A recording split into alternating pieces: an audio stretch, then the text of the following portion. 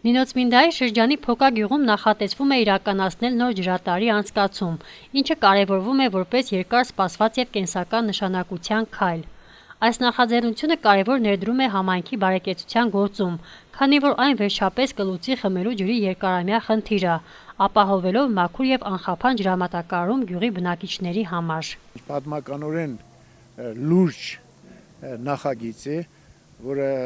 տամբով կան, դուք երևի վերին խորգում ու այդպես գիտեք, այնտեղ կան աղբյուրներ,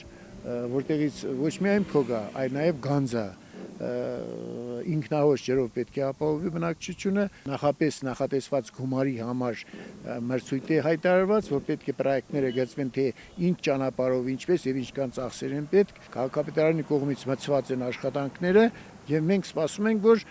մրցույթը շահելուց հետո նոր կարող են շինարարական կազմակերպություններին մրցույթ հայտարարել մասնակցելու համար։ Իմիջիալոց ասեմ, փոգա, գանձա տարածքի բնակչությունը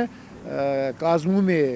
շրջանի բնակչության 1/3-ը, ավելի շուտ մոտ 5500 բնակչություն, որը սահմանափակ ջրով ապահովել է, սա մեր շրջանի ղեկավարության մեր ամենամեծ աշխատանքը կլինի, որը մշտապես կապահովի վերին զոնայի բնակչության, երբ ձմեռը 6 ամիս սարսափելի վիճակ է, մարդիկ ունենան սահմանափակ ջուր։